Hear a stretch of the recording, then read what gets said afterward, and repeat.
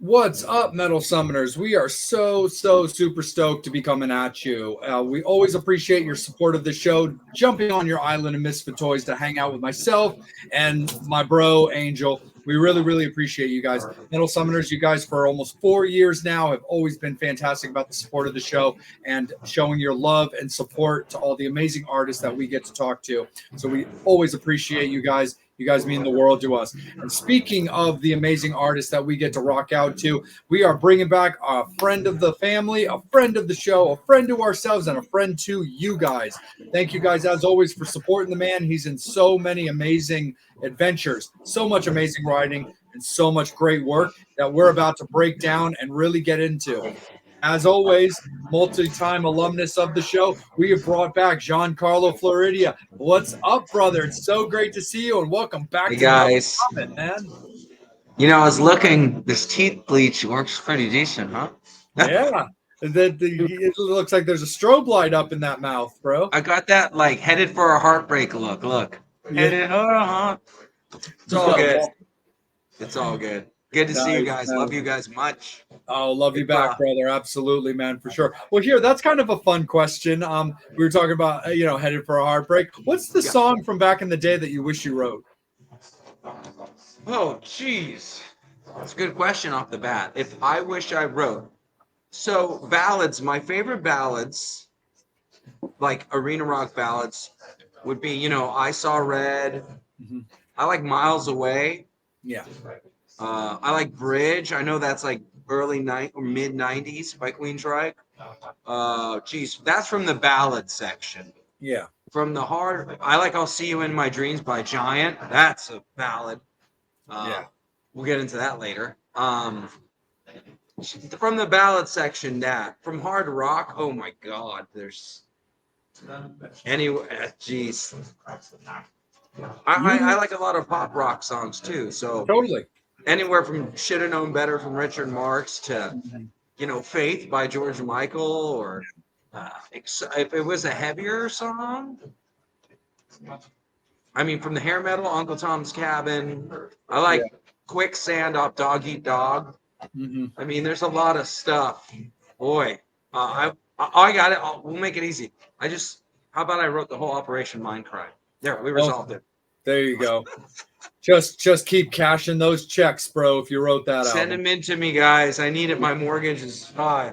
No, absolutely. No, I hear you on that. Like if I'm thinking ballads just kind of off the top of my head, like, I mean, and it's kind of funny because I've really gotten into this this little 2-part series of movies in Hot Tub Time Machine. But when it comes to ballads, I'll take Home Sweet Home as a ballad that I wish I could have written.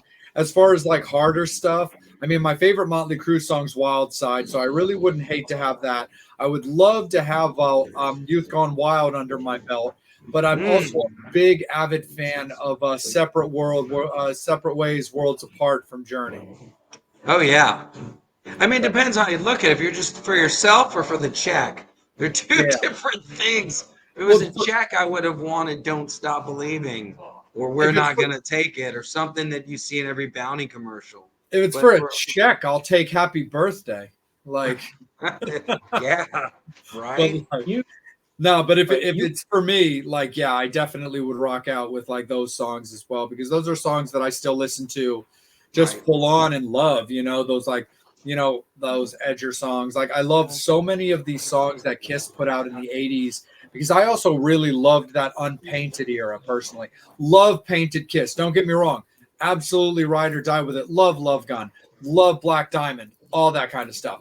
But absolutely, for the sake of like, I love that Unpainted era. So like, Crazy Nights, and when they were putting out, Lick It Up, and and Asylum and Animalize, Heaven's on Fire.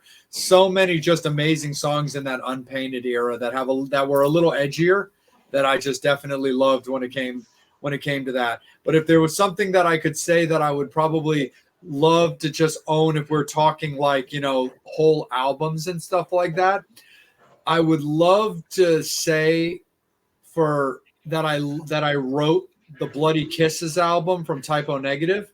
Oh, wow.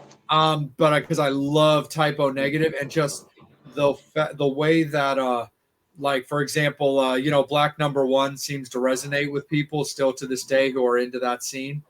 Mm. But also just for my own just enjoyment, I don't know if I can so much pick an album because they're just so great. Let me just say that I wrote the entire catalog for the 69 Eyes. You, you know, I used to have a friend that I hung out with, like, geez, when was this? Maybe 20 years ago now, my early 20s. She worked over at Metal Edge magazine, photographer, and she invited me out one night to see Type O, but she had a photo pass. So where the barrier was, I was like in the press area watching Type O Negative. It's a damn good show. Yeah. Damn good show. Yeah. No, So I just remember being like, you know, the audience behind you, but you were in the little press area. That was yeah. the first and only time I've done something like that. I was like, she's like, you're going to be in the photo pass area. I'm like, all right, let's do it. And they were excellent. Peter had Nice. that green like shirt and it was built. And Yep. so when he had passed, I was like, oh man, that sucks. They're really cool. And then Yeah. now their drummer, I just saw him play with, I went to go see Stryper in Vegas and he was with Quiet Riot, I think. So that was a trip. Yeah. Johnny Kelly. Yeah, he's taken over the throne from Frankie Banali. Yeah. Pretty wild to see him there. Yeah. You know, you wouldn't expect that from Type O to Quiet Riot, but it's cool. It's cool. So yeah, you're definitely right on that. But the funny thing is, like, kind of like the little tidbit information that I think maybe just the average fan might not know. Like for me, I love it as a transition, and it makes sense to me personally. I mean, Right. I love Quiet Riot, and I love Type O Negative, so I couldn't have been happier. I wouldn't. You get a win-win. Like I wouldn't have. I would by no means have ever sacrificed Frankie Banali to get this. But as far as a successor, I was super duper happy to see Johnny Kelly take over the throne. But me just being more familiar with this middle ground band that the average fan might not know about, it did kind of make sense to me, to be honest, because Johnny's also the drummer in a band called Hookers and Blow. Oh yeah. Which is more 80s rock kind of influence because it's Dizzy Reed, it's Alex Grossi, it's Robbie Crane, it's these guys, Quiet Riot, Rat, Guns N' Roses that are kind of doing that thing. Right. So for catchy me, band name. Yeah. Oh, I love it. I have a t-shirt for it too. I was like, I'm all for it all the time. And for me, it makes sense. But also being a Johnny Kelly fan, I was just aware of the project because I would follow him from everywhere, from like, Pale Horse Called Death to, Seventh Void and, Silver Tomb and all that kind of stuff. But I definitely think that's super duper awesome for sure. But John, let's jump into a little bit of like the fun, awesome, busy stuff that you've got going on. So many things to talk about, so many amazing projects. And crazy. So before I kick it over to Angel and let him take over the second part of fun projects, why don't you start off and fill us in a little bit about what you're doing with Michael Sweet? Texting. We texted today. We always, Michael and I, honestly, we're very close friends now, so we joke around a lot. Mm-hmm. But we talk a lot of songwriting. He was talking to me today about the new Stryper because I was saying, look, man, I like all the new Stryper ones you've done. They're super heavy, but we did Soul Driver. I co-wrote that new album. We'll talk about that, I'm sure. And it's very retro Michael Sweet. It sounds like if Michael left Stryper in 86 and 87 in his solo album. And the reception, I think we're almost up to 500,000 views on these videos if you combine them. And the fans were like, this is incredible. So I said, look, Michael, dude, you should consider doing a retro Stryper album. So we'll see. He's saying I think it's more along those lines. Heavy's great, and they're competitive with everybody. But I think people really want to hear a classic Stryper. So I think they're wrapping it up. He was in the studio. And I actually talked to Robert because somebody had this picture, and I said to Robert, so they're like family. We just talk normal, like, what's up, bro? And he's like my emotional support system. Somebody's got a dog in here. Anyways, so we did 2 albums last year, Sweet and Lynch, Heart and Sacrifice, and Soul Driver, which we named together. So they wanted to call, Frontiers it was going to be a Michael Sweet solo album, and they wanted to give it a name, like Joe Lynn Turner had Sunstorm, and so they were going to call it like Sweet Del Vecchio or something. It was like, we already have Sweet and Lynch. So Michael's like, in our text, I want one word. And we started talking about a few different things. And I said, well, my band was called Faith Sedge, like Queensryche, like one word you put together. Mm-hmm. So I said, the first thing I sent him was soul, S-O-L, like soul, and like the song, or soul, Divider, because Stryper had a song called Divider. So I said Soul Divider, and then he came back to me and said, how about this? S-O-L-E Driver. I'm like, dude, that's it. And everybody loved it. So S-D Sweet Del Vecchio, Soul Driver with S-O-L spelling, which is great because if you Google it, I'm like, that's genius, bro. There's no other Soul Driver. So we came up with a name together. Nice. I started it. It was mine. But I said, why don't you at least do like a Faith Edge where the Queensryche like together, and it's the label approved it, and Soul Driver it is. So I'm partially responsible for the name. Nice. Right, Michael? Michael's cool. I heard an interview with him for the Soul Driver album. I logged in. They had like the album preview, right? And I just logged in and didn't say anything to see what they're going to talk about. And the interviewer's like, all right, well, Michael, we want to talk about this song and that song, and what inspired you with the lyrics? And Michael just stops and he pauses and he goes, I gotta be honest, man, it was Giancarlo Floridia. And I was just like, yeah. Look, for him to do that, he didn't have to do that. He could have been like, well, we were so da-da-da-da-da-da. The way me and Michael worked the two albums, I would come up with these concepts, layer them out for him, and then he would pick and choose. And I can hear Michael singing in my head when I'm working on stuff. It's a crazy thing we have. So for Michael to give me credit on the spot, he could have said whatever. But for him to say in front of all those people that it was me, like, it was an amazing, amazing thing for me. But it also shows you what an amazing person Michael Sweet is. He could be like a totally arrogant person, be like, oh, yeah. But he gave me credit, and it meant the world to me. But that's Michael for you. So there's the musical side of me and Michael's relationship, and there's also the family side. So I love you, Michael, if you ever watch this, forever and ever. Absolutely, for sure, man. And when it comes to, we've started off talking about Michael Sweet, who's a singer and guitar player, just like yourself. Yeah. And you've also been working with George Lynch. Yeah, my favorite guitarist of all time. Who's a guitarist, period, end of story. Genius, musical mind, everything. Like, I'm not saying anything that you, Angel, and the fans don't already know about George Lynch. But again, he is a guitar player's guitarist and absolutely amazing. We've talked on the show with you about George as an influence to you and as a fan, just in that way. Now you're working with him. Yeah, so twice last year. Completely different way of kind of thinking for you, where we're all fans. We're all collectively fans, and we're always going to get that excitement and enjoyment out of that. But now you guys are peers. It's pretty amazing. George, same. Sweetheart. I've read things, he's hard. He's not hard to deal with for me. You have to just get on the horse. George is a genius. And if you don't get on the horse, you're falling off. And he's been a really kind person. Like, he'll call me. He's very appreciative. Depending on what we talk about today, we can go through how I got the gigs or, but George is amazing too. We have some laughs together. He called me a month and a half ago, 2 months ago. It's like George Lynch comes up on the phone and I go, what's up, George? It's like, hey, Giancarlo. He always calls me. People like call me Gian. He's like, Giancarlo, very proper. He goes, there's a songwriting gig. I won't get into all the detail, but at this, that. Good gig. And he goes, you were the first person that came to my mind.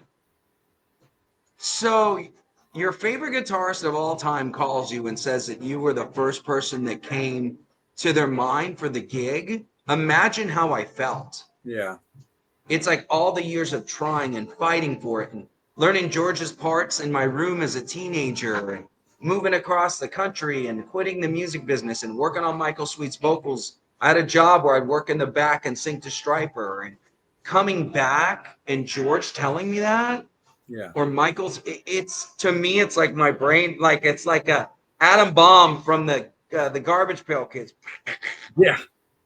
So but I've also, like you said, they're my heroes, but I'm also at the level as a writer where there's that mutual respect. Yeah. You know, I'm a fan, but I'm now at the same level with my writing success to be able to work with artists from that era that have sold millions of records, to be on the same level as a writer, and really try to bring the bands back to life, like the new Lynch Mob. Yeah. I only had less than 2 months. Now I can talk about it more since the albums are released. Right. I had less than 2 months to write that record. I think I was on 8 songs out of the 10. The other 2, I let them take it, but I wrote those immediately, quick, boom, boom, How You Fall, Caught Up, The Sinner, Erase, all these songs. I mean, in record time. So you have to be on it, you know, and I am, because I'm a big fan. So with Lynch Mob album, my goal was to bring back the elements of the first 2 albums. So I think, considering how much time I did, even Blabbermouth gave us a good review. So when Blabbermouth gave you a good review, I'm like, I did it. Like I thought they were gonna rip us in half. And I read the whole review. You can look it up. Look up the Babylon. I was like, I did it. Like I did it. I did good. Like everybody could hate the album as much, but Blabbermouth gave me a good review. Gave the album a good review. Like that's almost impossible. You know, they're very vicious, especially on the hair metal guys. Yeah. So I was very proud of that. For sure, man. This overall might be more of a George Lynch like question for George. So, you know, in the future, you know, we hope to have that opportunity.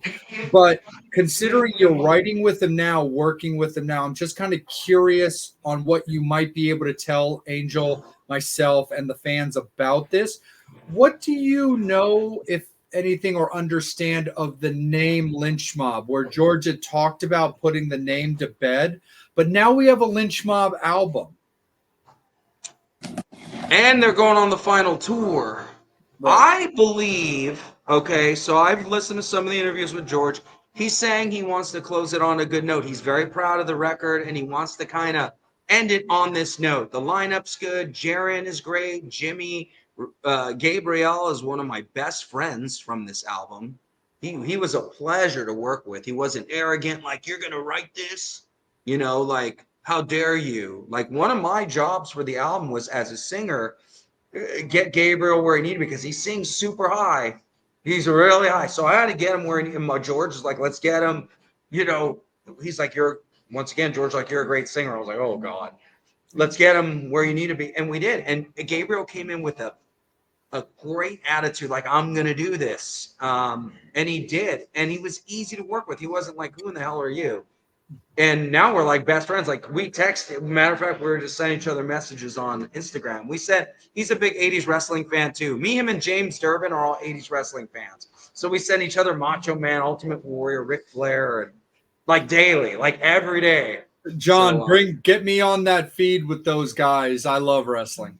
Oh God, we'll have to do something one of these. Yeah, days. dude, All get the we'll 4 of us that we'll have to do a wrestling thing. The 5 of us, because I can't not have Angel there as well. But like, it'd be amazing. Like a special episode of all wrestling of the 5 of us just having a blast. Oh, the killer. But back to your thing with George. I think, you know, he's a family man, and you know, it's hard to think he's going to be turning 70. For me, he's so fit. Like, when we did the Leaving It All Behind video, he went up the stairs. He walked the stairs with his guitars. He's fit. He does hiking. I've been going back to the gym. I told him, you got me motivated to go back to the gym. So I think I'm going to push for another Lynch Mob album when we talk, because he's building 2 new guitars for me. I don't think, maybe the touring might be done, but I have it in me to write another Lynch Mob album. Right. I did the new album in like 2 months. Like I said, month and a half, 2 months was my deadline to submit, and they kept most of it. But imagine if I had 6 months. Right. I could really sit down with George and be like, boom, boom, boom. Whereas George sent me everything. Like, here's the album. Here are all the guitars. Go to town. And the first song I think I heard was, How You Fall. Like, okay, let's do Tooth and Nail 2.0 in today with my type of lyrical content. Knock that out. Second one, I'm like, Caught Up. This sounds like Tangled in the Web. Let's flip it and call it Caught Up. And, then Erase was about Gabriel came over. We were working on Caught Up, and Gabriel was sitting in my room. I'll never forget this. He goes, George wants this song about abducted children that were sent into boarding camps to die and all this stuff. He's like, I don't know about that song. I'm like, oh, I got you. I'm like, George, what's this? And then I wrote Erase. From nothing was changed on Erase at all. What I sang, sent, not one word was changed, not one melody. I think Erase is one of my finest moments because first, the main riff sounds like Mr. Scary. Mr. Scary never had lyrics. So in my mind, I had the honor of writing lyrics to Mr. Scary. Mm-hmm. And I took George's concept and did Erase. And the song is about me, my life, my upbringing, and breaking out of those old demons, overcoming your past. And I could relate to the children in the articles that he sent me. And I think it's one of my best songs ever. It would have been a great video. They did Time After Time and The Sinner instead. But, I mean, that would have been a cool video, man. But time will tell. For sure, man. Absolutely. And as a final question of this segment, and then I'm going to let Angel take it away, is what's just your opinion as part of this kind of George Lynch category of conversation of where it seemed like the name Lynch Mob was going to be gone for whatever reason, but then it kind of reappeared as I'm doing this farewell album. Hopefully not, but you know what I mean. We just talked about it, and I'm ready for another under the Lynch Mob banner when it seemed like it was going to become George Lynch for whatever personal beliefs, reasons, culture, whatever.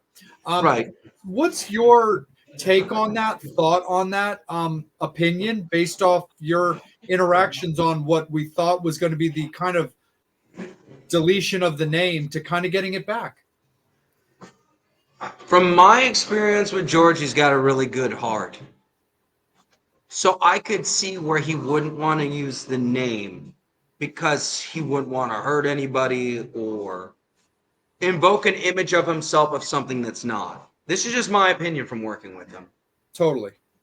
But I think once he realized that people are not viewing it that way, that it's his last name, it was no biggie, and he moved forward. And let's be honest, he put 30 years? When did Wicked Sensation come out? 30 years ago, something like that. For example, when I wrote the record, I was a huge fan. I had one thing in mind within the time period I had was to get it back to the first two albums. So I went to Amoeba Music in Hollywood, and they had the first two albums remastered multiple times. So those albums came out from when I was 10, and they're still selling them in the store, remastered and repackaged. Why would you want to leave that name that he built? I think once he was October 1990 for Wicked Sensation. Jeez, bro. Yeah. Great year. I was 10. Well, 10, 11. But I was 8. I get it. It's there's probably business in it too where people want to book Lynch Mob and people aren't offended by it. But I can see where he would. He's just a good-hearted guy, and I don't think he would want people to think maybe something else. Yeah, that it's not. It's Lynch Mob. It's George's Mob. It's a great catchy name. Looks great on shirts, and that's probably the reason. And business, he does good business with the name, and nobody's offended. Yeah. I was happy. I was happy to see it come back, and that's how I looked at it as well. I'm glad too.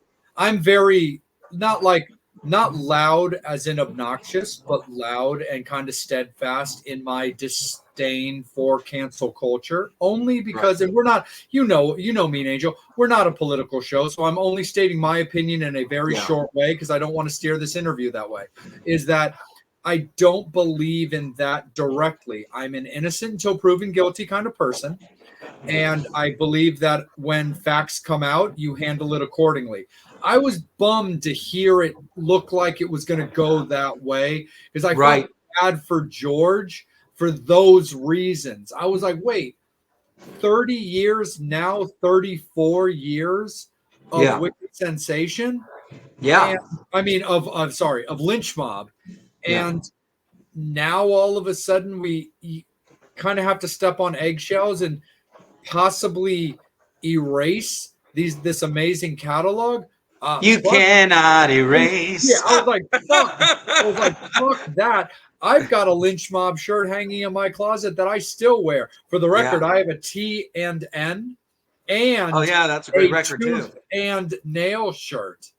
Oh yeah. So fun little story on that. Well, anyway, to finish this thought, fun story, and then all angel because I'm getting into chatterbox mode. Is I was very happy to see that you guys and George were down for it to be a Lynch Mob record. I was was just excited. I was ecstatic. I was so Imagine me. pleased because I was like, yes, exactly. I understand the concerns. I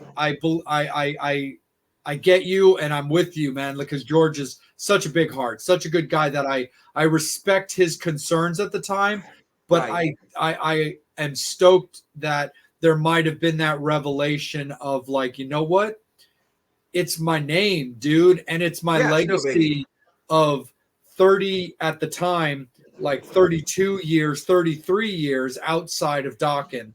That it's like, why? I've decided to It's his call. heart. He's got a good heart. His intentions Yeah, are always good. That's and my summary. yep, And look at it from my point of view with songwriting. When I was brought in, it was like Wicked Sensation is my favorite guitar album of all time. Period. And I'm brought into our new Lynch Mob album. It was yeah, like, wow. So having your name tied in with Lynch Mob, it's helping my career too. When I wrote a Lynch Mob, they're like, whoa. So, right. I was very happy about it. And I want to do another. I'm ready to do another. So, George, you don't got That's to retire. Fine, do a tour and take a break. I'm ready for another Lynch Mob when you are. absolutely for sure. But yeah, dude, I've got a T and N shirt as well with "Slave to the Empire" because that Great album's song. that song album lineup, it's all amazing. And the funny thing is, I stumbled across this online and I had to buy it. I remember watching the episode of That Metal Show that George and I think Jeff were on to talk about TNN. Right. And they were talking about Tooth and Nail and kind of stepping around it because they were being professionals. I don't know the actual details of why it ceased to be called that, but I ended up finding an actual Tooth and Nail shirt with Metal Show on it because I think they were going to call it that as promos. And then I think they were putting them out as promo shirts. Wow. To promote the episode, and then the change happened and it became TNN. So when I stumbled across this shirt, I was like, I have to buy that because that is probably collector's item. That's a collector's item. Knowing me, this might still eventually become a thing because I'm not a reseller. I wear my clothes for me. But I've got my Wicked Sensations shirt that I love to death that has no sleeves. I got a patch on one of my jackets. It's super cool. Oh, hell yeah. And I love also that. And I've also always thought that was such a fucking strong album cover. The snakes with the swords, like, bro. It's great. The songs are great. Whenever I reference, I listened to some of the recent ones. They did out of respect for Oni and Mason, and but those first two are the ones I reference for everything. All the work I did on the album was my goal to get it to sound as close as possible melodically to those albums because they were classics in the timing I had. So yeah, I mean, I'm glad he's got the name. Absolutely. And it's doing well. The tours are doing well. Yeah, 100%. I mean, I saw the video for The Sinner, and I was like, wow, here's this song I co-wrote. And The Sinner, can I tell you about The Sinner real quick? Yeah. What had happened was I was on my phone and listening through the songs that Georgia sent me, and there was a song on there that had this heavy metal gospel thing, and I kept listening to it. and George is atheist, free thinking. But I kept hearing this thing going, that I'm a sinner, there's no mercy on my soul, because I'm a sinner. I kept hearing, I'm like, geez. And I texted George, I'm like, look, I just want to respect you, because I didn't want to mess up the gig. Like, hey, bro, this is the sinner. This is like a Christian metal gospel song. Maybe it's a Michael Sweet in me. I don't know. But I heard this gospel thing, even like maybe with the choir. And I said, I know you're atheist, but I think this song is called The Sinner, dude. What do you think? And he goes, you should go for it, or you should try. Go ahead. Sounds interesting. And The Sinner it became. And they were playing it live even before the album came out. So I was like, oh, I hope the label doesn't get mad at me. He really attached that song. I saw it in concert with my son. My son was all proud of me, like, Dad, and the audience was into it. I'm like, geez, I wrote this eating a piece of chicken at a restaurant in Torrance, one of the childhood restaurants I went to. So The Sinner, it's like, it's proof that George is easy to work with. It wasn't like, how dare you? He was very like, go for it, man. So yeah, cool song. Oh yeah, man, absolutely. Anyway, sorry. Okay, next to what we're gonna go on to. Whatever. No, dude, you're all good. Angel, all you, my guy. Let's kick it over to you, my friend. I was gonna ask about that. My question is, did you know who the singer was gonna be? Yes. Making the next. I knew Gabriel was in, and I had watched him online, and it was a weird transition. So what happened was I completed Heart and Sacrifice, and George was just building some guitars for me. Michael Sweet brought me in and said, hey, I got this songwriter guy. Don't worry about it. To George. So George is going like, who's this guy? And then George and I were talking about guitars. I said, I hope you like the new Sweet and Lynch. And he's like, what do you mean? I go, the album. He's like, it's my favorite one and this and that. And well, I co-wrote it. He's like, that was you? Oh my God. This is how Lynch Mob came about. And I say, yeah, it was me, because I co-wrote every song with Michael. Michael just kept like, trust me to George. And he did. And George was freaking out. Like, oh my God. And I go, if you need anything else ever again, let me know. And that's how I got Lynch Mob. 20 minutes later, there's an email from George with Gabriel attached saying, Gabriel, Gian's incredible. He's co-writing the new Lynch Mob album. Get together with him, get it done. It was already due to Frontiers. So we were on a time thing. Gabriel came over. Some songs I just knocked out, like the ones I mentioned. How You Fall, bam, the next day. Caught up. Gabriel, I was already pretty much done. Gabriel came over, gave me some more ideas. Then boom, erased. Then the Sinner, then this and that. It's like, there was a song called Let It Die. It was Babylon. Babylon was Let It Die. Babylon, let it die. And he changed to Babylon the last minute. So if you look at the lyrics, if you open up Babylon, the very last lyric on the album says, let it die. It was going to be called Let It Die. And I think George thought it was a little too dark, because that's how I live, on the dark side. I mean, Babylon is a better title. And we changed it to Babylon. And they called me. I knew it was coming. And they called me from the studio. Go look, Gian. The song's called Babylon now. And George had left. And Gabriel and the engineer called me. And I said, hey, okay. And I said, he's going to call the album Babylon too. They're like, no, he's not. 2 days later, it's Babylon. The album. So that's a true fact. It was called Let It Die. I have it on my phone, the other version. And if you listen to the end of the mix, Babylon, let it die, you can hear it. So I just think that George wanted a slightly, and Babylon mixes with what I was singing in Let It Die, which was about something that was chaotic that needed to be brought to an end. Same like Babylon, a state of chaos and needed to be demolished or crushed. So that's the story of Babylon, the Babylon album. It started with a song, a very long song called Let It Die. And all the same parts other than Babylon. And I had to write 2 choruses. That was a project, that song, because it's slow like the Dream Warriors. Nah, and I'm a dream warrior. So I heard this. Whoa, that dog doesn't like my high notes. It's like the spirit that hides. I kind of that song I kind of referenced some of the Dysfunctional album, like The Lesser of Two Evils and Long Way Home. I kind of went Jeff Pilson mode on that song.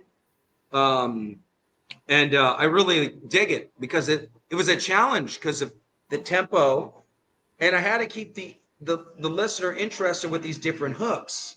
And I think that's one of the coolest songs on the album. Now the outro guitar solo. See, now I can talk about this, that it's out. There's the outro guitar solo. They were going to cut it from the album. The engineer was like, I go, and I said to George, I said, you got to keep that. He's like, well, I'm just noodling. I'm like, dude, you have to keep that guitar solo on the freaking record. And they did. I'm so glad they did because it's epic. It's a great way to close the album. So, yeah, that was a cool song. I wrote that last Christmas. I go to a neighborhood that has Christmas lights, and I would keep walking, and I kept hearing them. The spirit that hides, so I think you're under control, better than anyone. And I just, wings they burn, promises and lies. Better heart from the sky, let it die. That's what it said. And then Babylon, whatever. So that song's special to me too. Even though it changed the title at like the last minute, like literally, it was the last song, I think. I'm still proud of it. Sorry, I got excited about that song. No, man. So, yeah, there's a good. See, now that these albums are out, I can talk a little more in detail about the process or what I was hearing in my mind or when it occurred or how it occurred. So, yeah. Okay, next question. I don't know. Lynch Mob tangent.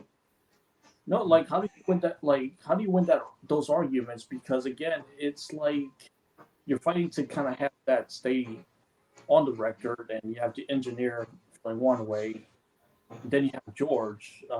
So it's like, how long? Like, just can you take us through like that whole process they just went through? With just how long did it actually resolve, and when did you know? Well, George is the boss. when George wants to call it Babylon, we're going to call it Babylon. And at the end of the day, it's cool. It's a great album cover. It all worked out. It didn't affect the song harshly. The lyrics still made it. Let it die on the CD insert. So, you got to be able to work with people. You got to realize it's a gift, and that I've never once taken advantage of what's been given to me. I don't go, I'm a god, and you guys need to listen to me. I have my disagreements. There's a song on Lynch Mob called Let It Go. It was called It'll Never Change. I think It'll Never Change, which they kept. Right. I had a different subject matter for the verse. It was more of like a Oni Logan type of thing where he's talking about this evil girl and blah, blah, blah, blah. And they end up changing it and still using my hook and all that and using the same type of chorus. To agree or disagree, I like my version better. But you need to be easy to work with. If the leader of the project, you need to know your role. Right. Sometimes you nail it. How you fall, boom. Erase, boom. The center, boom.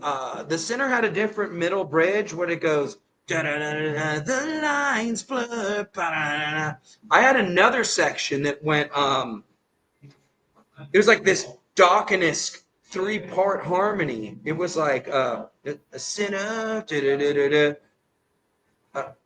I had this big like dysfunctional thing, and they ended up moving it into the more Alice in Chains vibe. To agree or disagree, but you have to be easy to work with, or nobody's going to want to work with you. I can't be like, this is Giancarlo Floridia show. They've sold millions. Okay, I respect that. So I think that I'm easy to work with in that sense. They want to work with me again. They're just my opinion. Because if I come in and I'm going to be a problem and not listen, why are they going to want to work with me? So, but in general, it never comes out to the point where it's like embarrassing. Not so far. That's nothing yet. Fingers crossed. So to kind of go to Heart and Sacrifice, and my question that is, I'm sorry, I can't hear you. Heart and Sacrifice? you're working with George Lynch and Michael Sweet on the Heart and Sacrifice album. Yes. The way I got that gig, you want to know how I got it? And how was it working with those two legends? It was amazing. I mean, what had happened was it was the album. I don't want to say it was lost. They didn't know where to go. The second album was not as received as well as the first. It just wasn't. Michael knew it. The first one was very well received, Only Arise. The second one just wasn't. Had a lot of Queen elements, and I think elements that they might have liked, but the fans didn't latch onto. And they were thinking about a concept of atheism versus Christianity, and there's no way Michael's going to sing that. But I like George's idea. So what I did is I would format songs.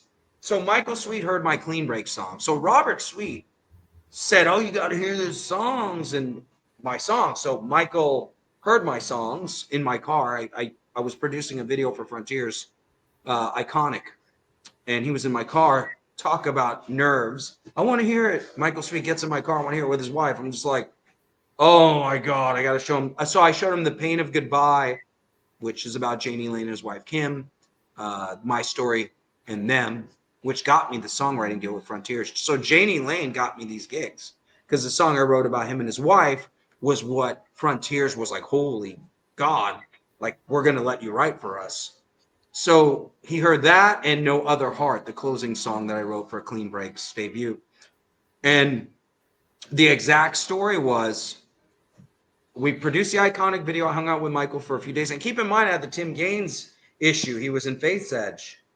And so I needed to straighten that out because they were having issues. So we cleared it.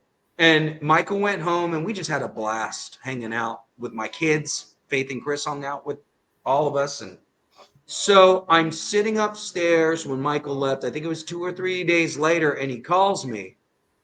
He's like, hey, man, what's going on? I'm like, oh, cool, I what's up? And he goes, I was just thinking about you. He's like, I was walking down into my studio and I just wanted to tell you, you are such a talented writer. Don't ever stop. Don't ever stop. He's like, I'm about to start Sweet and Lynch 3. And it was weird because I was at a Guitar Center like a few weeks prior and some guy at the register was buying something and said to the cash register, you know, they're doing a third Sweet and Lynch. I'm all excited. He was just talking to the guy at Guitar Center. I said in line, I'm like, man, I wish I could write on that album. So Michael, it's just weird, right? Boy, did I write on it, right? And manifestation positive, you know? And so the conversation ended like, I'm working on it, but I'm not sure where to take it. And I said to Michael, well, here's what I would do. Like, I would do like a balance of what George is kind of saying, like a Dawkins meets Stryper, like what people, the fans would want from you. Because I'm a fan. And he thought about it. He's like, oh, let me think about it. And then 3 days later, bing, Michael Sweet. I'm like, okay. And he calls me, like, you know, this and that about the Sweet Lynch album. Blah, blah, blah. And I go, here's what I would do.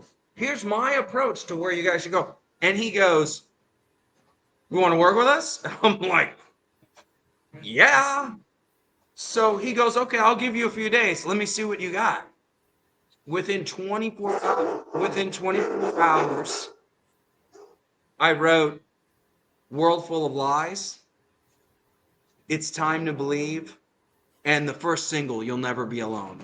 Sent it over, formatted. They had the music formatted. I can hear Michael singing the song. Crazy. I can hear him singing in my head. You know, put it together, and Michael was blown away. He's like, dude, this is it. He's like, this is where we need to go. You want to do the whole album? And then I did the whole album. And then Frontiers declined for the songs because George was in KXM mode, and they were not stoked. If you listen to Heart and Sacrifice, listen to a song called It Rains Again. One of my favorite songs I've ever worked on. I think the entire album was going to be more like that. And Frontiers were like, hey, where's our Tooth and Nail? Where's our head singles? So first approach is like, How can you say that to us? It's Michael Sweet and George Lynch and Giancarlo and Alessandro. We got this. We know what we're doing, right? But in retrospect, Serafino, the president, and them, I didn't talk to them. I just got word back. They needed that. It was dark, but I get it. They need those singles for the 80s metal fans. So we went back in and wrote Heart and Sacrifice, which was originally called Heart of Sacrifice, which is about me when I was a teenager, not teenager, but like mid-20s when my family broke up. To get Face Edge going, I like slept on the floor for months once and rented a room to pay for the first album. So Heart of Sacrifice, and Michael changed to Heart and Sacrifice, is about me and my determination to get in the business. And it became the album name. Michael said, I think we're going to call Heart and Sacrifice. I was like, cool. And then Where I Have to Go, amazing song.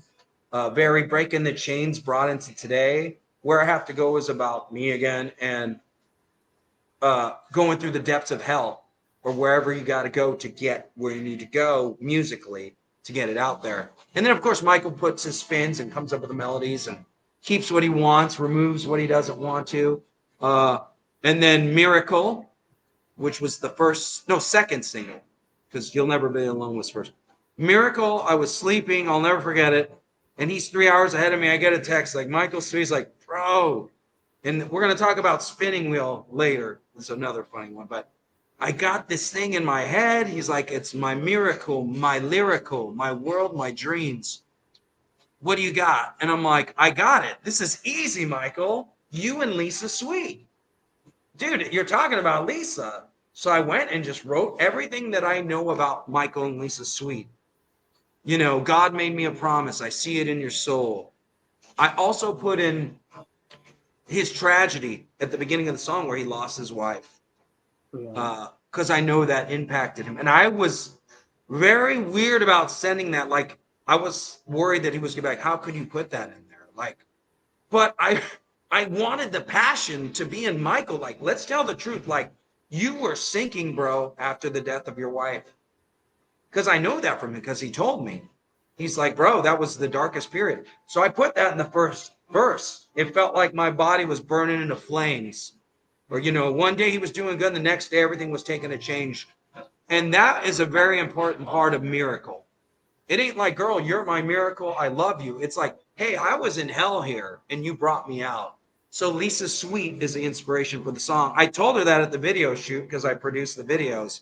And she's like, it is about me. I'm like, Lisa, of course it's about you. She's so sweet. And then Leaving It All Behind, which has helped a lot of people, is about, these are the 4 redos. So the first 4 songs are the redos. I had went through a friend who pretty much lost his mind from drug use. And I've been managing his life for 4 years. And my parents, as I'm getting older, I'm 44 now, not that bad, but you see your parents getting in their 70s and these changes you want to happen aren't happening. I had a fiance that I was breaking up with. Everything was adding up in my life. And I sat at a table in Seal Beach. I got some breakfast and I just wrote, leaving it all behind. It won't be easy, but I'll be fine. Like everything that's going on in my life is, I'm hearing words come through the songs. Like when we're hearing songs right now, like the universe is speaking to me.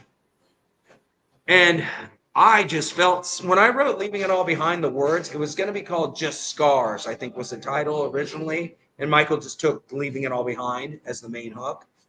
I felt something in the universe like shift, like in my soul, like somebody take a knife and cut through me. And that song has helped a lot of people. In the video, I wrote that story with a kid. That's me. That's a young me. You know, writing out the album cover, tearing it up, burning it. He's a musician. That's me, that video. Like me as a teenager when I had long, nice hair. So Heart and Sacrifice, I think, so far is my favorite special moment for me because that album from top to bottom is just like, it's like Winger Pull or Dog Eat Dog. It's got that hard edge, but it's melodic. Like if I were to do something with Faith's Edge, I would have done Heart and Sacrifice. So that was an incredible experience. It proved to Michael. So since I did good on that, what happened was George brought me in for Lynch Mob, right? And Michael was so impressed, he brought me on for Soul Driver. And Frontiers Records was so impressed, they brought me on for Giant, which will be released this year, which is a whole other stepping into Dan Huff's shoes. Even for one song, it's like, oh my God. So Heart and Sacrifice opened up the doors for 3 or 4 more albums, whatever that 2 that came out, and then this year with Giant. So Heart and Sacrifice proved to everybody that I ain't playing around. So that's my Heart and Sacrifice summary. So here's my next question to you, because again, I followed your career. I have followed your career from years ago when you was with Faith. Yep. Just to see you, man, congratulations. Thank you. I mean, it's absolutely. Because it's like, I'm like proud. I'm like, wow, that is so fucking awesome. Like, it was meant to be. I keep getting blown away each time.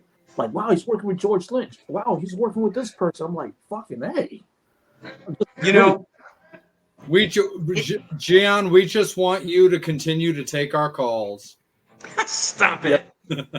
For me, the big thing is Giant this year, because I have this song on it that's very special. I put it up there with Leaving It All Behind or Spinning Wheel or Caught Up with Lynch Mob. We'll see if Frontiers picks it up. I can't say the name of the song. There's something about this song. If they put it out as the head single for Giant's next record, it wouldn't surprise me. I'm that confident. Like when we finished Soul Driver, I knew Spinning Wheel was going to be a single. Like I wasn't going to send it to Michael Sweet because I thought it was too weird. I mean, Spinning Wheel is more like Richard Marx, Bryan Adams, George Michael, Peter Gabriel, Sting. And I was sitting at my computer typing everything out, and I was like, I don't know about Spinning Wheel. This is weird. And I'm like, send. I'm like, don't doubt yourself. And then Michael started tracking. He's like, Spinning Wheel. Oh my God, Spinning Wheel. And I'm like, out of all the stuff I sent for Soul Driver, Spinning Wheel? And I told my son, and my son was laughing. He's like, Spinning Wheel? Because I had told him I wrote this weird song about spinning wheel and life and all this and that. And look, there's this killer video for it. Like, whenever I send out my material to show people, I send Spinning Wheel. There's something about it. And Robert Sweet would tell Michael, play that again. Play that again. Michael would tell me. So I'm like, we're on to something. So that, and it's got a cool video too. So it's pretty cool to like envision the spinning wheel concept about life and then see the video with Frontiers and the girl spinning on the thing and then all the fans. Like I see comments on that with it's helped people. So Spinning Wheel couldn't have, if I wouldn't have been inside confident, it might have not ever happened. Same with LA Guns Get Along when I wrote the script for the video. Something inside me said, now I just go with it and send it. And I stop beating myself up. So, yeah, man, Heart and Sacrifice and this thing led to, you know, I think them taking a chance because Giant is like their baby at Frontiers. So I think Del Vecchio hit me up and he's like, I need something from you. Like, you did good. He didn't tell me who it was, and I'm glad he didn't because I would have flipped out. Because Dan Huff, I mean, look at his resume. Anywhere from Michael Jackson to Madonna to the Karate Kid soundtrack. I mean, Dan Huff is to Megadeth, Cryptic Writings to freaking... So to me, if they would have told me it was for Giant, I would have flipped. So I was just like, here's something I'm working on, send it all over to, and it all dropped perfectly into this song. And it's incredible. You guys will hear it this year. It's coming out this year for sure. It's already on Frontiers' little thing video they posted about releases for this year. So you'll hear it. Right. Would you ever do a show where you do the songs that you have done from throughout your career with Lynch Mob? Would you ever do a show where, like Desmond Child did a show where he did all of the songs with Aerosmith, Kiss, Bon Jovi? Would you ever do that type of show? I mean, I saw that where he brought Kip up and everybody. It has ran through, okay.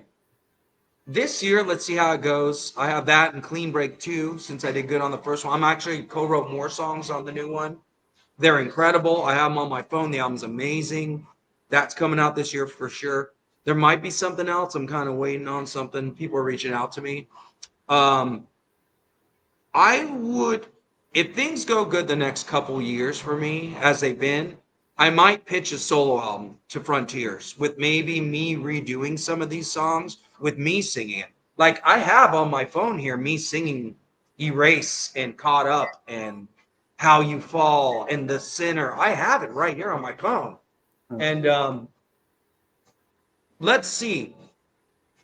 I would rather do a recording of these songs, like a re-record of how I would have sang it, maybe. It's just an idea. Or maybe ask for a solo album and see what happens. No, but it does run through my mind what you're saying. Right. Because it was interesting to hear Desmond Child do the song Angel and how it sounded compared to how Steven Tyler does it. Yeah, I mean, it's... for example, Miracle. Michael's just like, my miracle! You know, it's like, whoa, Mike. Well, I can hit it, obviously, but it's like, dear Lord, buckle down them nuts. So for me, it'd be more like, you know, my miracle, my miracle. It'd be more mid. So my take would be interesting. I don't know. We'll see. We'll see. Interesting concept, though. I mean, that's the cool thing about songwriting, that it's always interesting to kind of hear what it would sound like with you singing it. Yeah, I mean, my voice, you know, if you listen to Face Edge stuff, I was like a cross between, I mean, I have my own style where it's like, oh, it's Gian singing. But I was a cross between, I don't know, like Michael Sweet, Kip Winger, CJ Snare, Jeff Tate, Bryan Adams, Richard Marx. I had all these, I had Motown elements with the deeper edge too. So it would be interesting. It's weird hearing the stuff you sing, like Erase, when I was just singing it to you, like having somebody else sing it, or like How You Fall by Lynch Mob was like, you know, I've seen this before, I won't lose anymore. It's how you love, it's how you fall. Where Gabriel, that's how I sing it, right? It's a more Dawkins mid-range like type thing. Where Gabriel's, I've seen this before. So, yeah, man, it all works, but my style is slightly different than the guys I'm working with. So it would be interesting to hear how I would sing it in the studio. What's your feeling? Like what goes through your head when you're hearing a song that you wrote live?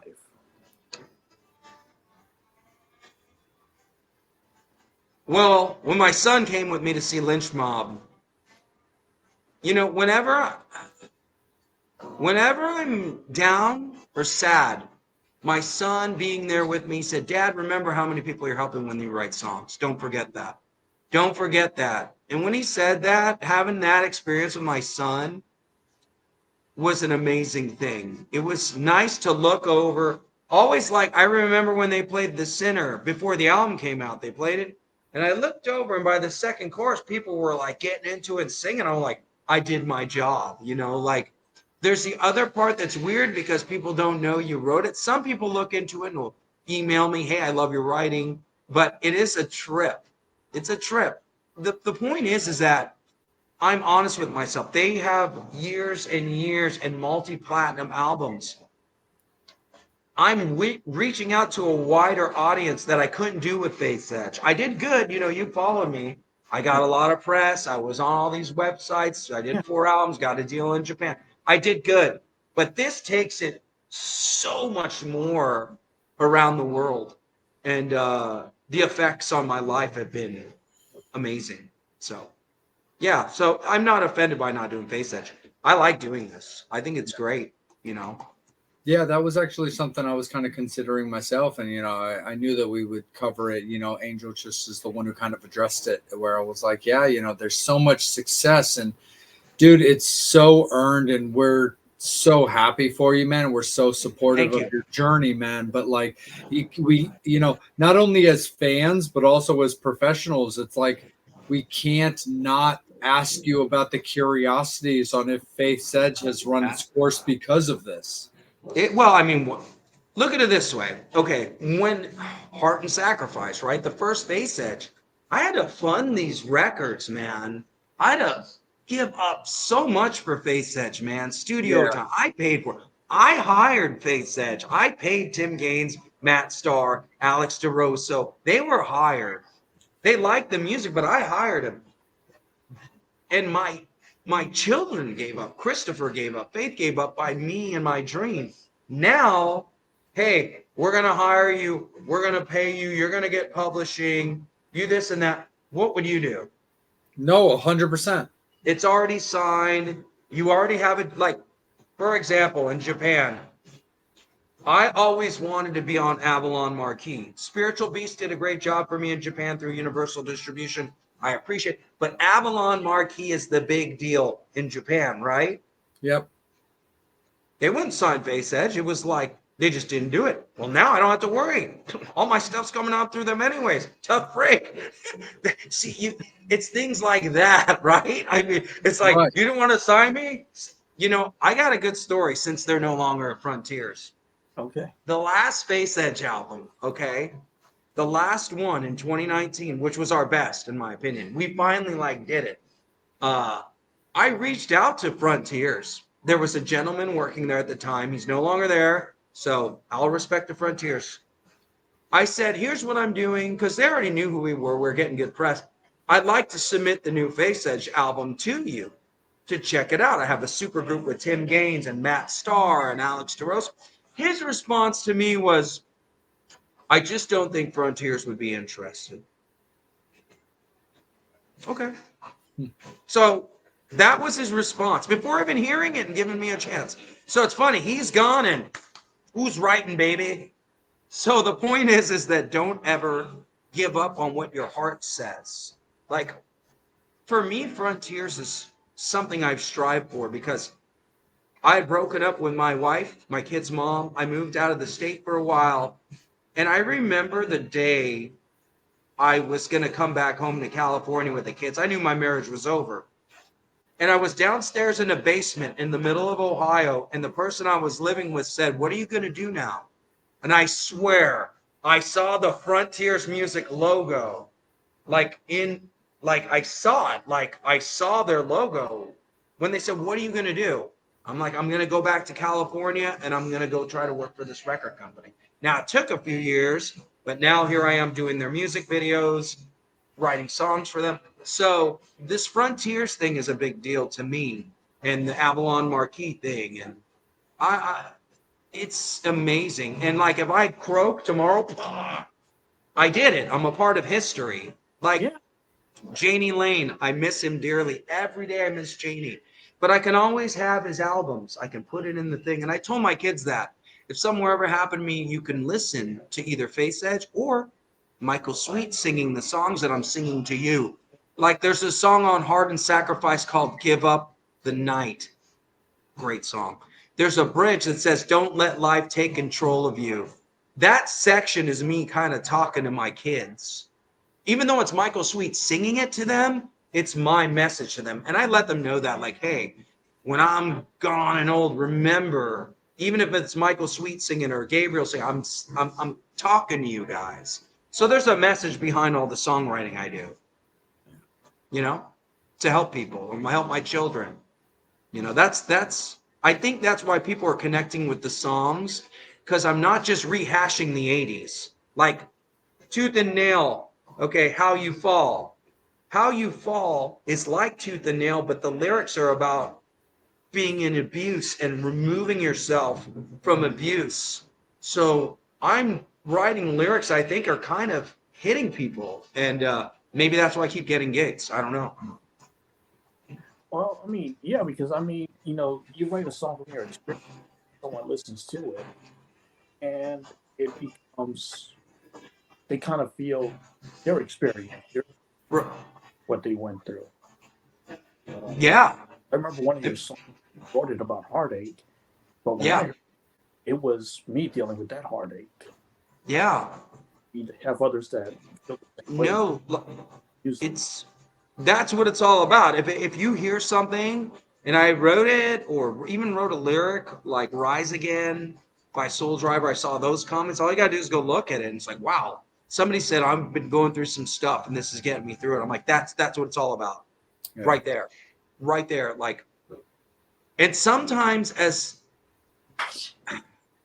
bad as the world is, you gotta fight. My goal is to be honest, but also help the listener get out of the dark. As a matter of fact, we have a song called Out of the Dark on Soul Driver, or Return Me to Light is the name of the album. It's like Michael and I and myself, even on my own, have this thing where we want to be honest with the listener, but say there's something good at the other end of this. Don't give up. Don't kill yourself. Don't give up hope on yourself. Even if you've done wrong, forgive yourself and move on. And I think that is a good thing for not only Frontiers' sound, but for any band's sound. I mean, there's enough negative garbage, and it's like, I'd rather write songs that people are going to be able to benefit from, inside. All right. Yeah. So, yeah. Geez, this is all emotional today. That's what music is. That's why, that's why. Oh, it's so good. Yeah. Years from now, because it has art, it has emotion, and probably that's why Frontier loves your song. Yeah. Keep you around. No, for sure. And so, like, I have a kind of a curiosity question for you. Just ask away. I'll do my best to answer. I can't speak for everybody else, but I can try. No, but this is for you. So we've talked about Soul Driver. We've talked about Sweet and Lynch. We've talked about Lynch Mob. We've talked about Giant. But what is it about Giant that I feel has a secondary kind of vibe effect for you? A certain amount of kind of like, that you're stoked about, that you can tell, huh? Yeah. You don't have on the other albums. And that's not a statement meant to be disrespectful, because different albums, they're designed certain ways, different writing, different styles. Your emotions are in different places for them. I'll tell you why. There's something that you're putting off about that Giant album that I think we need to hear.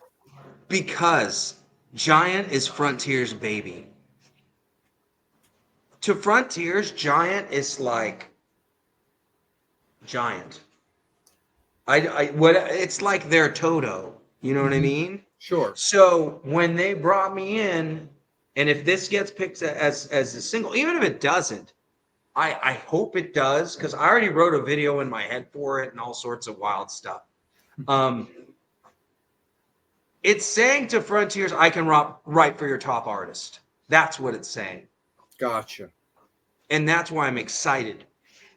Okay. Because it's Dan Huff, dude. It's like, and Giant it's a challenge because they don't have Dan singing. Mm-hmm. Even though he's involved, like he played solos on the last album, and I can't get into all the details about the new one, but he's involved. Yeah, totally. He's involved, okay? So to say to Frontiers, look, we can bring Giancarlo even in for what we consider our baby. It's a big deal to me. Totally. I'm obviously a bigger fan of Georgelynch. He's my favorite guitarist. I'm a bigger fan of Michael Sweet and Stryper. But Giant, I think, is solidifying. Like, I was at a gig, and I ran into Chad Stewart from Faster Pussycat. We were just talking, and I said, I wrote a song for Giant. And he goes, whoa, Dan Huff, you can write of that quality?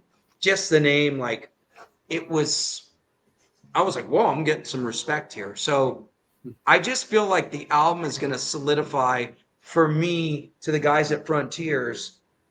You think I would have done that already, right?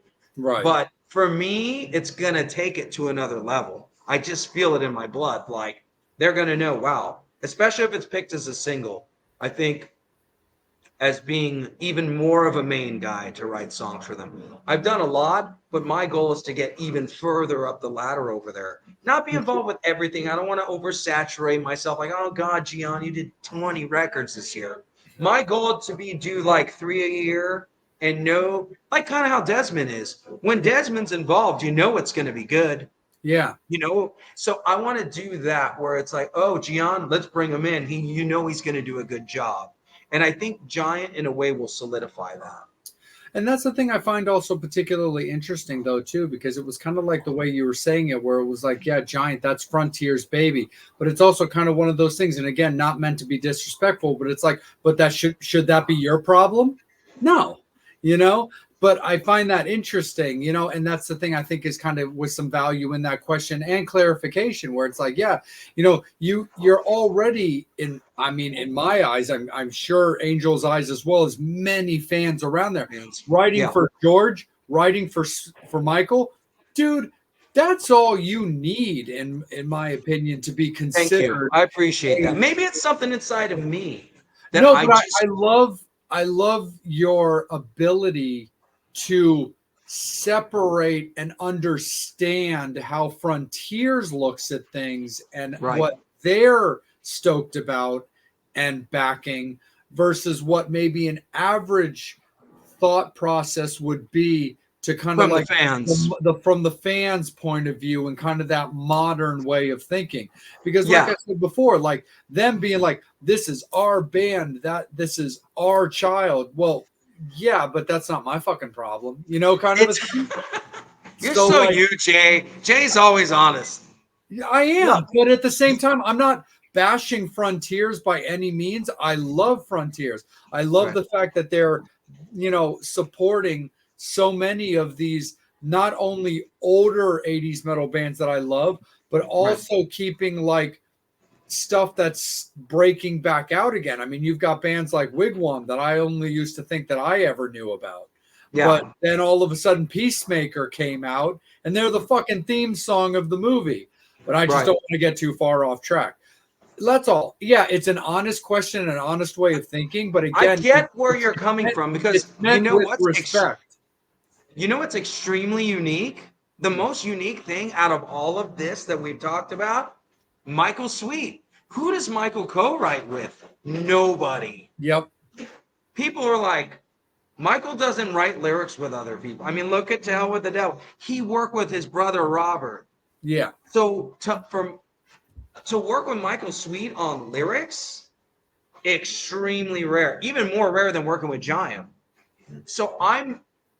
So you would think that would be even tops. But it's more of a thing between me, and I think it's going to make my statement to Frontiers like, I'm the new Ultimate Warrior. I want to be like your new champion in a way. And you think I'd already gotten there, but I think Giant is going to solidify maybe more of an AOR style that I can pull that off too. So I'm excited. But Michael Sweet is even more rare. Look at his discography. He doesn't co-write with no one. No. Nobody. Even while I was working with Face Edge, I said, why don't we send a couple songs over to Michael, to Tim Gaines? And Tim was like, he doesn't really work with that many people. And then I ended up working with him. But so Michael Sweet is an extreme rarity. Look throughout his discography. So I'm really honored. Absolutely. It's just it's something for me, the Giant thing. No, totally, for sure. I got a fun question for you, man, just to kind of to turn it back and make it a little light and fun. Sure. Eruption or Mr. Scary? No, Van or Mr. Scary? Mr. Scary, come on, dude. Stop. I know. I knew where I was going with that, dude, because my vote is the same. I fucking love that song. But it's interesting because when you hear about guitar players coming up, young guitar players coming up, I feel like there's always that conversation. And this is pre the passing of Eddie Van Halen. It's not one of those things where like I'm bringing this up as sort of a resurgence. Hey, don't forget about the man. No, I actually mean this even when Eddie was still with us, long before he had passed, where I was like, you would always hear that talk of like, no, man, people learn Eruption in their bedrooms when they're learning guitar. True. Facts. Absolutely granted. But I mean, dude, Mr. You got the whole package with Mr. Scary, dude. Yeah. You have this double bass rhythm that isn't dragon force. you know,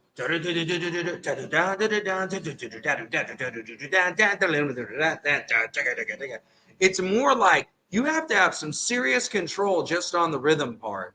Now you know why I write for Lynch Mob. I just hear it. I can,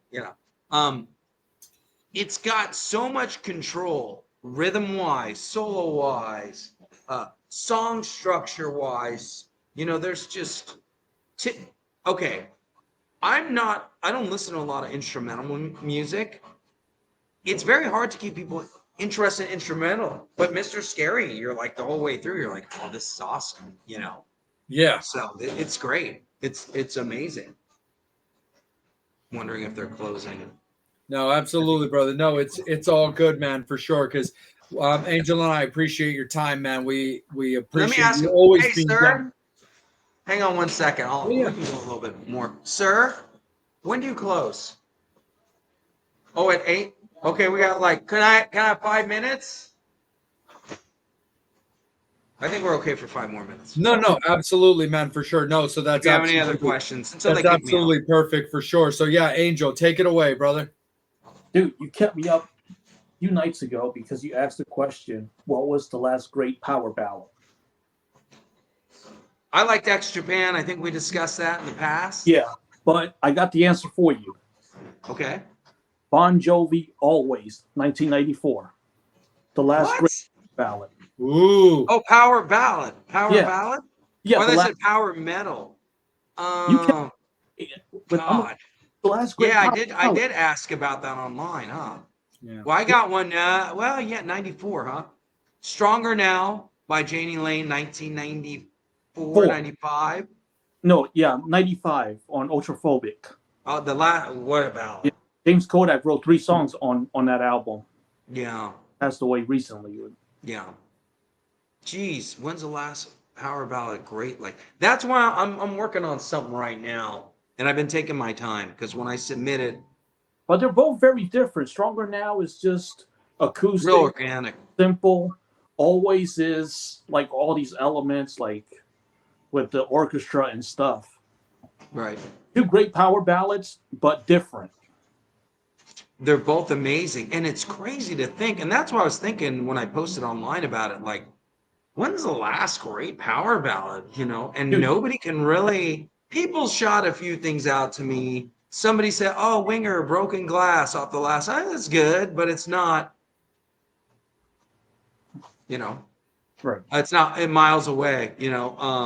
I'm talking arena rock power ballad. The Broken Glass has a lot of prog elements, and I'm talking straight up MTV video power ballad. It's been a while, so I do like a song though that Revolution Saints did called "I Wouldn't Change a Thing."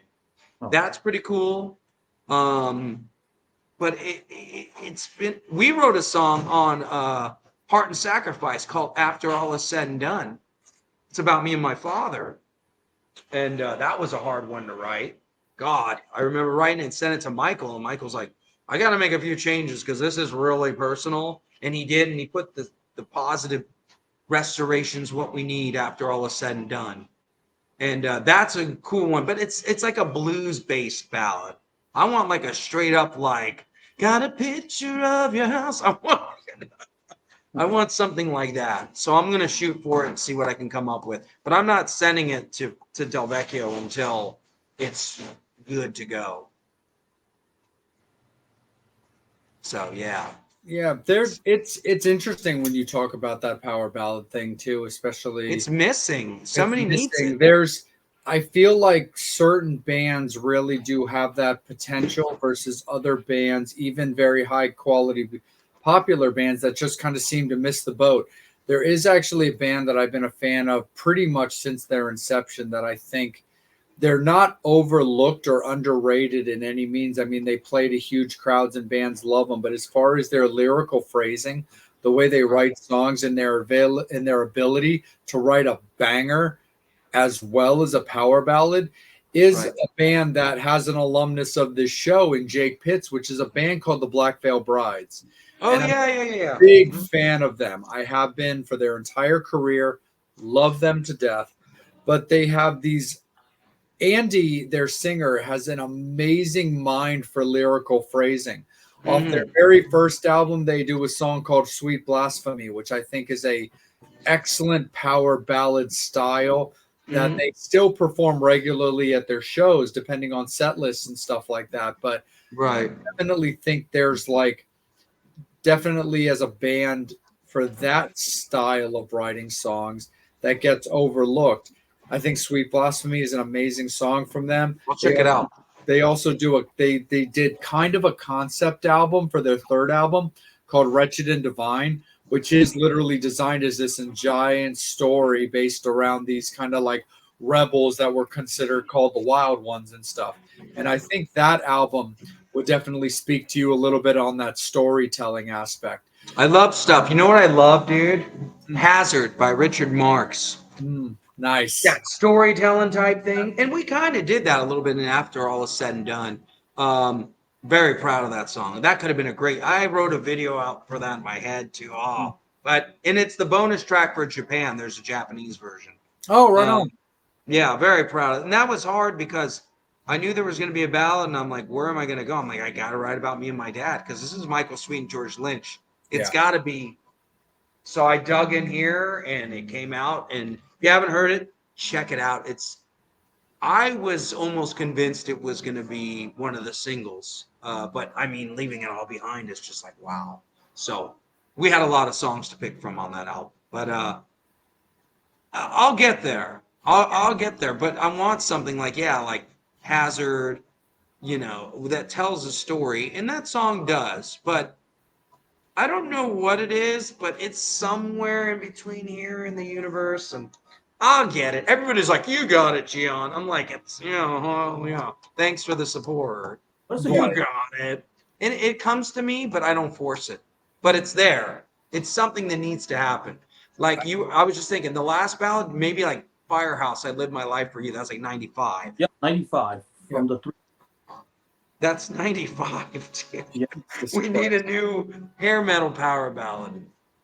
So, 95. Matter of fact, that's almost fucking 30 years ago now. Yeah, man. We need one. So I'm working on it. We need Doc Brown's time machine, man. Let's get to work. Let's do Absolutely, for sure. Angel, anything final from yourself, my friend?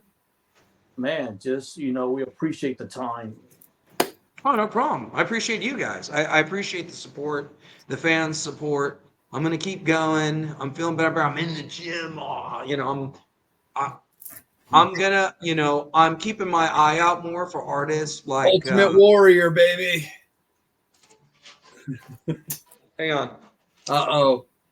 I'm gonna unleash it. Whoa. Unleash it. We don't need that. It's a family program. No, it's not. Whip it out.